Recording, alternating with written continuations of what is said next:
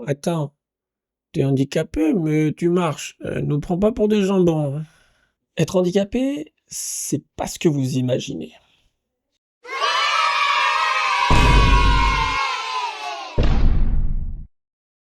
Salut, moi c'est Marc. Je suis PMR à plus de 80%. PMR, ça signifie personne à mobilité réduite. En gros, je suis une personne handicapée avec tout ce que ça comporte. J'ai des accès prioritaires, j'ai des remises sur plein de trucs. Je ne paye pas les places de parking en ville. Bon, à côté de ça, j'ai aussi des différences par rapport à tout le monde pour faire tout ce qui peut paraître normal. PMR à 80%? Franchement, pour 20%, arrête de marcher, hein. Ça sert à rien. Que ce soit des activités, des sorties, même le sport. Ouais. Moi, ma différence, elle joue sur les déplacements. J'ai pas la même souplesse que tout le monde au niveau des jambes. En gros, j'ai ce qui s'appelle une atrophie musculaire sur une jambe. Et donc, c'est ce qui fait de moi un handicapé. Alors bon, on peut dire quand même que dans l'ensemble, ça va très bien. Je suis pas en fauteuil, j'ai pas de béquille, mais disons que clairement, je galère quand même bien à me déplacer parfois, et surtout, le problème, ce n'est pas forcément ce que je fais sur le moment. De toute façon, quand t'es handicapé, tu peux plus rien faire. Alors quand je te vois traîner la patte, je sais déjà que tu vas galérer pour tout. C'est ce qu'il y a derrière. Je peux faire des choses, je peux être actif, mais je peux pas le faire longtemps. Je dois toujours en fait anticiper, réfléchir à l'effort que ça va me demander. Parce qu'il y a des choses que je peux faire sur le moment, mais qui clairement vont me coûter après. Donc la fatigue, la récupération, tout ça, ça ne se voit pas. Mon handicap, il est surtout là dans l'endurance et dans l'adaptation permanente. Le concept de cette chaîne, c'est de vous faire découvrir des choses à travers un PMR. Ouais, mais un vrai PMR, c'est un mec en fauteuil. Là, au moins, on sait à quoi s'attendre. Et nous prend pas pour des cons, hein. Ouais. On va voir tout ce que vit un PMR. Et ça peut être plutôt marrant. Alors, pas marrant dans le sens, on va se marrer. Quoique, on parlera de sujets très particuliers et aussi de sujets beaucoup plus larges. Les différents niveaux d'handicap, les handicaps visibles et invisibles, et toutes les réalités entre les deux. Quand on dit PMR, on a l'impression que c'est un truc qui est bien défini, un peu comme si c'était une forme de modèle, alors qu'en fait, pas du tout. PMR, ça regroupe une quantité énorme de situations différentes. Ouais, mais ça, c'est n'importe quoi. Un handicapé, c'est un handicapé. Ils sont tous logés à la même enseigne, hein. Il y a la bave et tout, et ils traînent la patte, les trucs, hein. Il y a des personnes très dépendantes, avec une mobilité, mais qui est clairement ultra réduite. Il y a des personnes en fauteuil, certaines autonomes, d'autres beaucoup moins. Il y a des personnes qui alternent entre la marche et le fauteuil, en fonction de la fatigue et surtout le contexte, quoi. Il y a des personnes qui marchent avec énormément de limites, qui elles sont bien réelles, et surtout dans la durée. Il y a des handicaps visibles, et puis d'autres qu'on ne voit absolument pas. C'est les handicaps invisibles. Avec de la fatigue, ils ont de la douleur, on a une endurance très limitée. Et c'est ça en fait le problème. C'est que la plupart du temps, on met tout le monde dans le même mot, PMR. C'est comme si ça voulait dire la même chose pour tout ce petit monde, alors que non, pas du tout. Il y a des jours où ça va, il y a des jours où ça va nettement moins. Il y a des moments où on peut faire comme tout le monde, et puis il y a d'autres où on ne peut pas. Et ça, ça se voit pas toujours, justement. Le problème, c'est que les gens, ils cherchent toujours un repère très simple.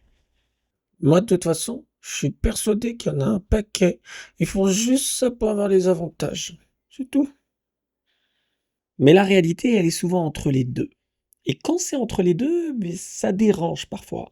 C'est parce que c'est pas vraiment clair. Et les gens, ils aiment quand c'est clair. PMR, c'est pas un modèle. C'est pas une seule catégorie qui représente tout, c'est juste un mot administratif en réalité. C'est un mot qui regroupe des réalités toutes très différentes.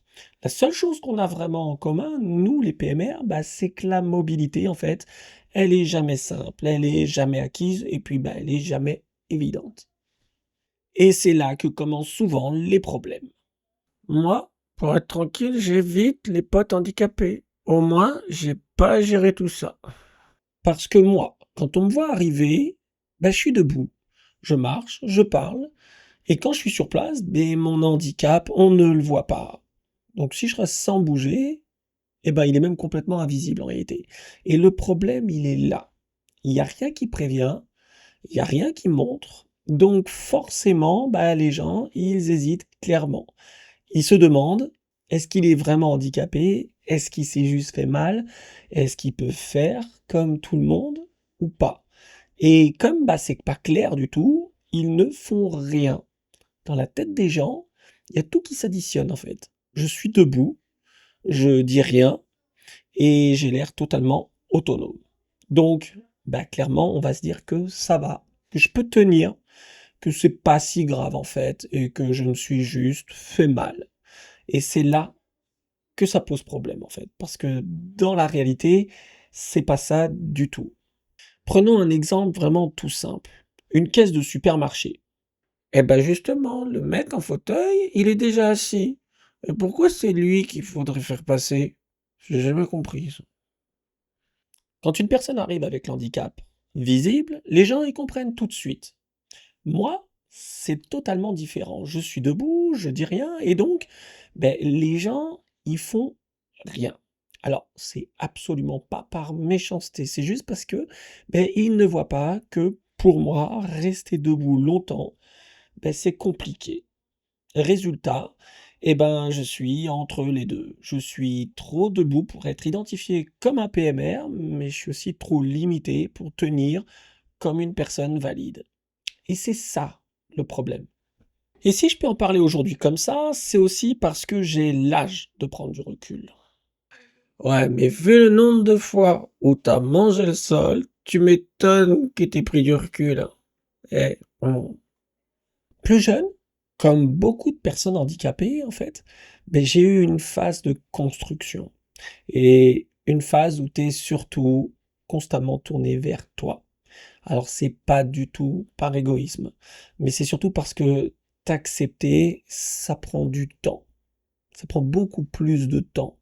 Devoir faire avec une image de toi qui correspond pas forcément à ce que tu aurais aimé être, clairement, c'est pas simple en fait. Le truc qui s'en rapproche le plus, ce sont les complexes. Tout le monde en a en fait, des complexes qu'ils soient physiques, liés au regard des autres, peu importe. Et on sait très bien que ces trucs-là, ils peuvent mettre des années à être compris, acceptés ou simplement tolérés. La différence, c'est qu'un complexe, avec le temps, ça peut évoluer. Ça peut même s'atténuer et parfois ça peut même carrément disparaître. Être PMR, non, ça ne disparaît pas.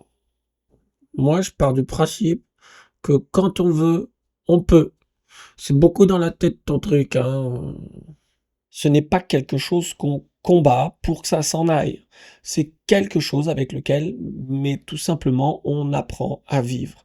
Et qui, dans la majorité des cas, restera là.